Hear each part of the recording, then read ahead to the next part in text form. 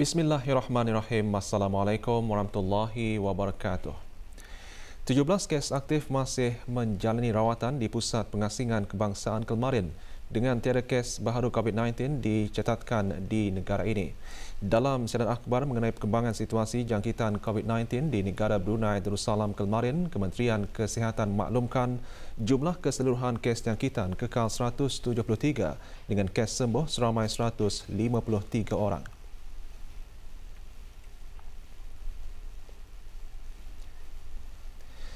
Kes terakhir jangkitan tempatan COVID-19 dilaporkan pada 6 Mei lalu iaitu 249 hari yang lalu, manakala jumlah kes import sejak kes jangkitan terakhir tempatan dilaporkan sebanyak 32 kes. 622 orang sedang menjalani pengasingan diri mandatori, manakala seramai 11,022 orang menamatkan pengasingan diri mandatori sejak Mac 2020. Sementara itu, 327 sampel ujian virus SARS-CoV-2 telah dilaksanakan menjadikan jumlah keseluruhan ujian makmal yang dijalankan sejak Januari 2020 sebanyak 85,398 ujian. Maklumat lanjut dan perkembangan terkini layari laman sesawang Kementerian Kesihatan dan talian Kesihatan 148.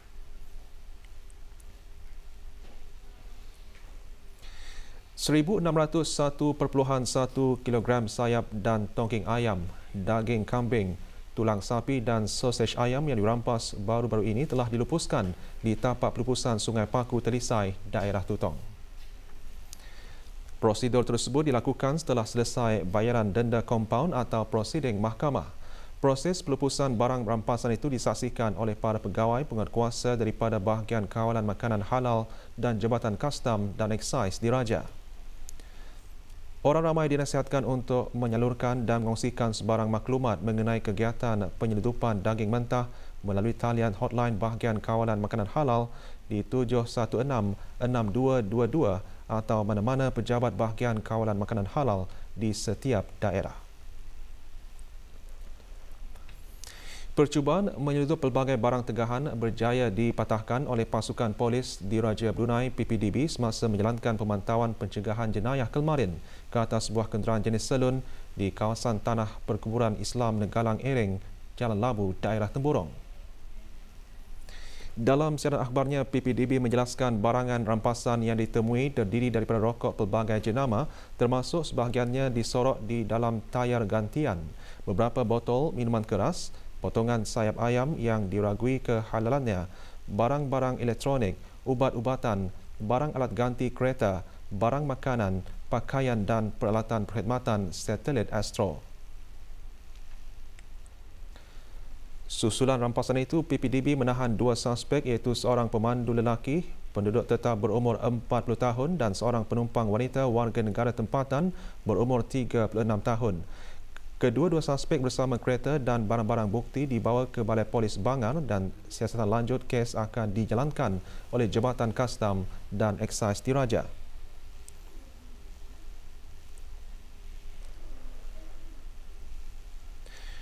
Orang ramai dinasihatkan agar terus membantu pihak berkuasa dalam memerangi jenayah penyeludupan barang tegahan dan menyalurkan maklumat berkaitan sebarang aktiviti penyeludupan melalui talian kecemasan pihak penguatkuasa undang-undang di negara ini.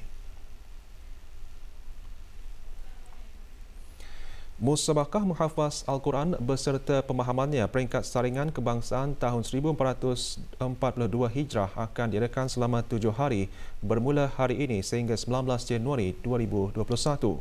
Peringkat saringan akan diadakan di Pusat Pengajian dan Penyebaran Al-Quran Mabims, Kondominium Ong Somping, Bandar Seri Begawan. Kita ikuti maklumat mengenainya.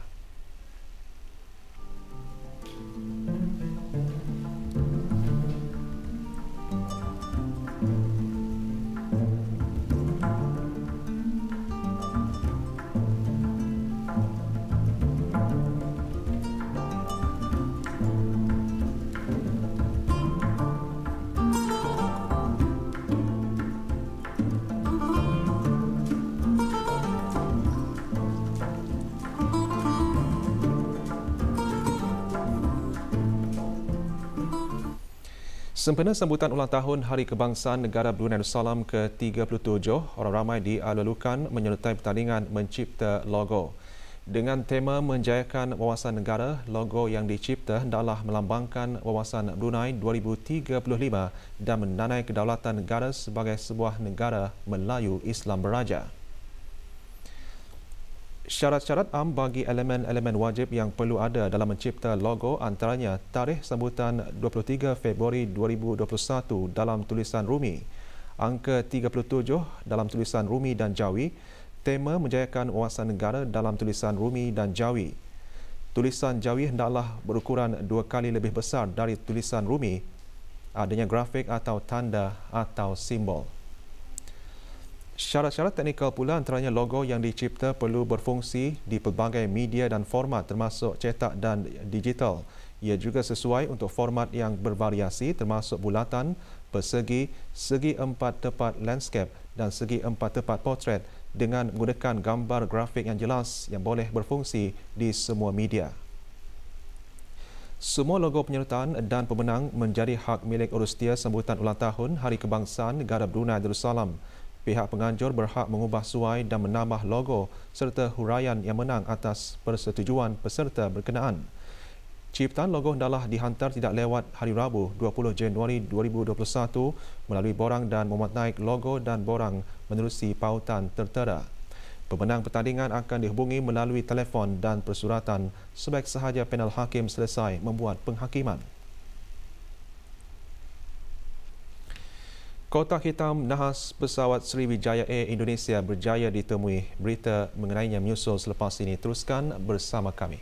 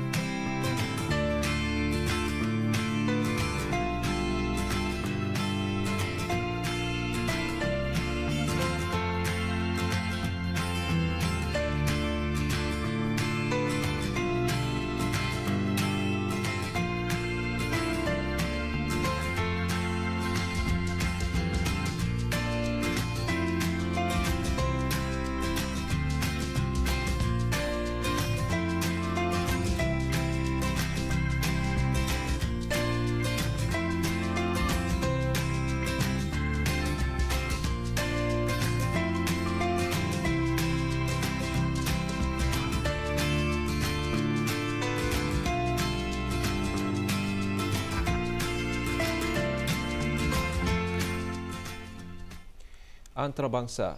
Perkembangan terkini mengenai terjatuhnya pesawat Sriwijaya Air Indonesia.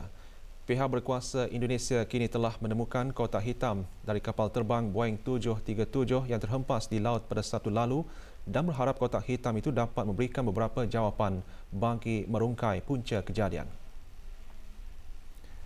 Setakat ini belum ada petunjuk bagaimana pesawat Sriwijaya Air dengan 62 orang penumpang di dalamnya terjatuh dan usaha mencari dan menyelamat sedang dilaksanakan. Sementara itu, beberapa mayat mangsa telah dijumpai. Dalam pada itu, ahli keluarga mangsa bekerjasama memberikan sampel DNA mereka untuk membantu mengenal pasti orang yang mereka sayangi. 1123.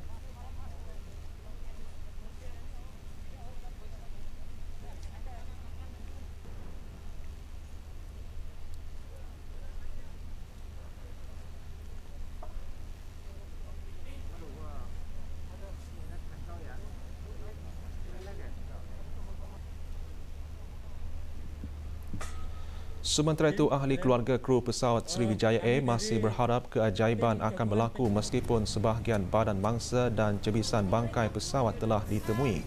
Menurut pegawai dalam operasi mencari dan menyelamat, beberapa usaha akan terhad kepada pemeriksaan imbasan sonar menggunakan kapal. Di Bekasi, wilayah Jawa Barat, ahli keluarga dan rakan-rakan berkumpul di rumah juruterbang pesawat Sriwijaya Air. Sementara itu, menurut pegawai KNKT Nur Cahyo Utomo Kelmarin, bangkai pesawat dan barangan yang ditemui dibawa ke Pelabuhan Jakarta oleh penyelamat, termasuk radar altimeter pesawat, pelongsor kecemasan dan sekeping cebisan bangkai pesawat yang disyaki berasal dari bahagian bawah ekor pesawat. Kemalangan itu menandakan kemalangan syarikat penerbangan ketiga terbesar di negara itu dalam tempoh lebih dari 6 tahun.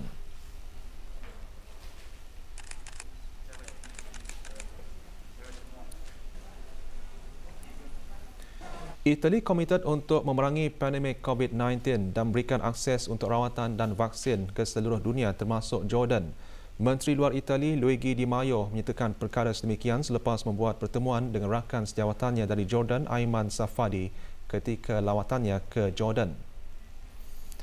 Kedua-dua menteri membincangkan mengenai pentingnya mengkoordinasikan usaha global untuk melawan penyebaran COVID-19. Tuan Mayo dan Tuan Safadi juga menekankan akan pentingnya penyelesaian kedua-dua negara terhadap konflik Arab antara Israel.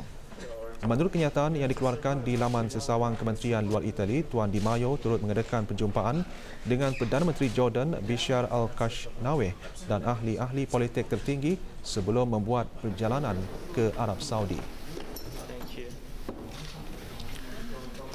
Ho confermato al collega l'impegno internazionale dell'Italia nella lotta alla pandemia.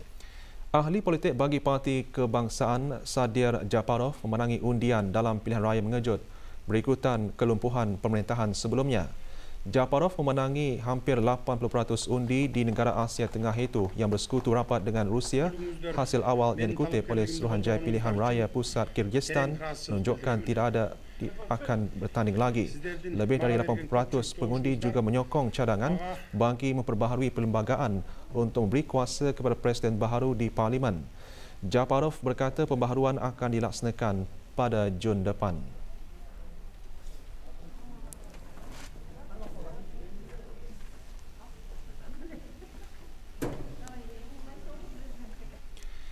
Tujuh buah pusat suntikan vaksin akan dibukakan di England bermula hari ini dengan melengkapkan hampir 1,000 doktor bedah dan hospital yang menawarkan suntikan vaksin bagi memerangi COVID-19.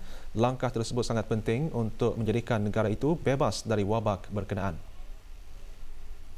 Menurut kaki tangan kesihatan, mereka sangat berharap pusat-pusat vaksin akan membantu negara yang kini mencatatkan peningkatan kes jangkitan itu bertindak pantas dalam menangani, namun memberi amaran bahawa lebih banyak pusat vaksin akan diperlukan.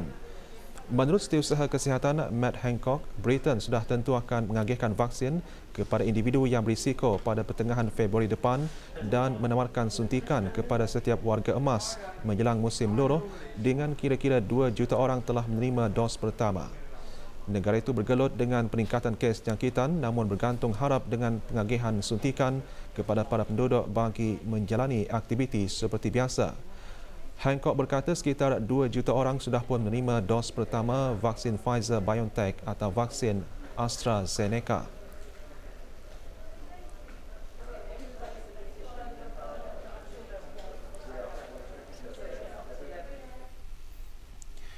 Pihak berkuasa di Zhejiang, ibu negara utara wilayah Hebei, telah mengadakan usaha untuk memastikan bekalan asasi atau keperluan harian penduduk setempat mencukupi di tengah-tengah melonjaknya kes jangkitan COVID-19. Menurut data yang dikeluarkan oleh Suruhanjaya Kesihatan setempat, bandar Zhejiang melaporkan kes baharu iaitu 44 kes tempatan Sabtu lalu dan 13 kes asimptomatik. Semasa satu sidang media mengenai penularan wabak berkenaan, Timbalan Datuk Bandar Jiang Wenhong melaporkan sejak Sabtu lalu penduduk di Zhejiang akan terus kekal di rumah untuk 7 hari lagi dan kerajaan akan mengambil beberapa langkah untuk memastikan bekalan asasi harian penduduk mencukupi. Jelasnya lagi, bekalan sayur-sayuran, tepung, nasi dan minyak adalah mencukupi.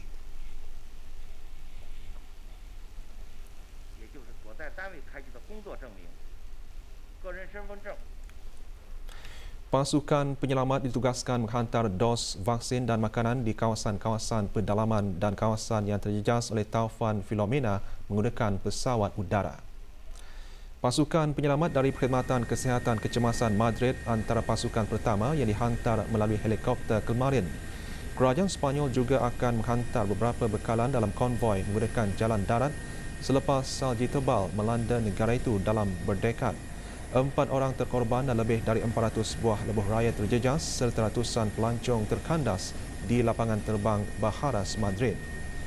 Peramal Kejut Cuaca memberi amaran keadaan berbahaya akan berlaku dalam beberapa hari akan datang dengan suhu dijangka jatuh sehingga di bawah paras beku 10 darjah Celsius minggu depan dan dijangka salji bertukar menjadi ais serta merosakkan pokok-pokok tanaman.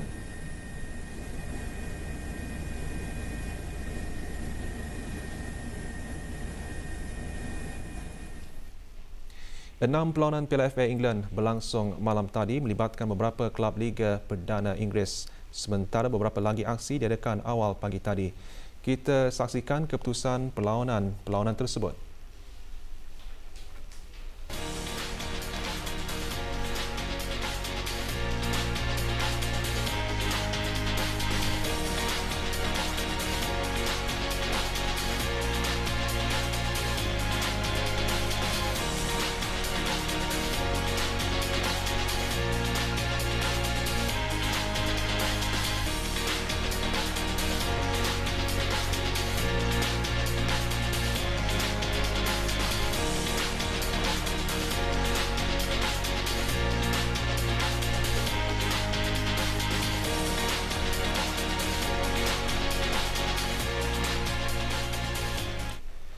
Dengan bahan-bahan berita itu tadi, berita pagi berakhir di sini. Kita kembali bersama rakan-rakan penyampai rampai pagi untuk membawakan bahan-bahan menarik seterusnya. Assalamualaikum warahmatullahi wabarakatuh.